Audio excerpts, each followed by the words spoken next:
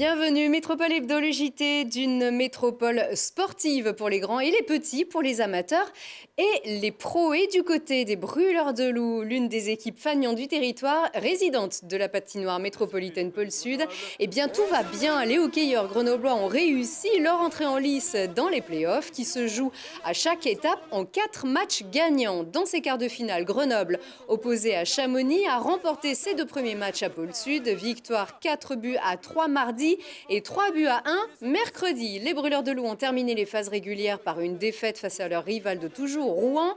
Les Grenoblois pourront-ils conserver leur titre de champion de France? Réponse avec Lilian Veillé.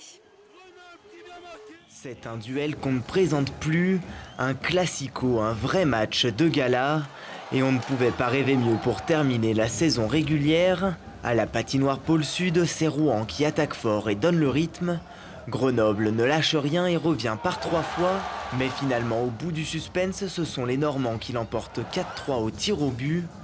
Mais les Brûleurs préfèrent retenir les points positifs. On a fait beaucoup de bonnes choses, on était très bons sous les détails, on n'a pas donné énormément d'occasions, puis non, c'était un bon match de hockey. Il y a des points positifs dans le match. Je pense qu'on a eu beaucoup d'occasions. Leur gardien a fait de très gros arrêts. Je pense que c'était un beau match de la part des 2 équipes. Un match à l'image de cette fin de saison, car si Grenoble a dominé, c'est Rouen qui termine le plus en forme. Rouen a eu beaucoup plus de mal que nous cette année en début. Là, ils se sont un peu renforcés. Mais moi, je crois beaucoup en l'équipe de Grenoble et je pense qu'ils peuvent aller gagner la coupe. Avec 90 points, Grenoble termine en tête. Les Brûleurs n'ont pas tremblé, leader quasiment toute la saison. Ils finissent avec 4 points d'avance sur leur adversaire du soir. Mais avec l'arrivée des playoffs, toutes les cartes sont rebattues. Si on fait un court bilan de la saison, on peut être satisfait. On a fini premier, mais ensuite, il faut mettre ça derrière nous aussi. La vraie saison commence. Ça, on a très hâte, très hâte. Les Grenoblois semblent mieux armés que l'an dernier. Alors les supporters peuvent logiquement rêver d'un 2e titre d'affilée. La première place est pas forcément signe de victoire, mais justement on va casser ce mythe et on va faire voir qu'on peut être premier et remporter la Magnus. On espère forcément rempiler, ça sera avec un plaisir en plus contre Rouen en finale pour prendre notre revanche et confirmer la performance de l'année dernière qui a été énorme.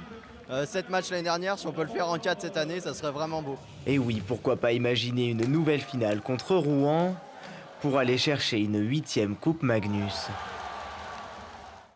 Et si les Brûleurs franchissent sans encombre les quarts puis les demi, il est fort probable qu'ils retrouvent Rouen en finale, cette fois encore à Pôle Sud. À quelques pas de là, à Échirolles, un terrain de futsal vient s'ajouter aux équipements du complexe sportif Auguste Delaune. Il s'agit en fait du terrain qui accueillait les visiteurs du village d'animation de la Coupe du Monde féminine de foot en juin 2019, au pied du Stade des Alpes. Il avait été convenu que ce terrain, offert par la Fédération française de football et la Ligue de football amateur, serait démonté, mais resterait sur le territoire de la métropole. C'est donc Échirolles qui a remporté l'appel d'offres qui s'engage à développer et dynamiser notamment la pratique féminine.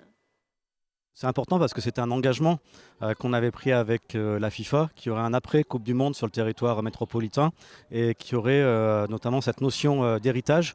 Il y a déjà eu un héritage sur les 4 communes d'entraînement, à Échirolles, Saint-Martin-d'Air, Gières et Sassenage, avec une dotation matérielle, avec une formation des employés municipaux pour l'entretien de la pelouse, et maintenant ils sont devenus des experts.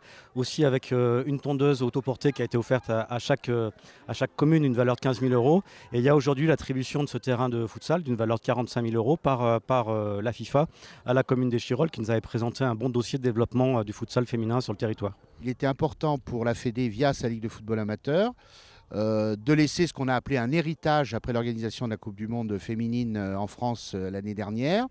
Et cet héritage, c'est sous la forme du terrain de futsal extérieur que vous voyez derrière moi, qui montre que le futsal peut se pratiquer pas seulement à l'intérieur, mais aussi à l'extérieur, et avec une pratique qui est en développement de façon importante, tout comme la pratique féminine d'ailleurs. Donc les 2 événements sont bien liés. La structure de 1200 mètres carrés va donc profiter aux équipes féminines du FC Échirolles, du FC Picasso ainsi qu'à l'association Vie et Partage Futsal. Et c'est tout pour cette édition très sportive. Très bon week-end.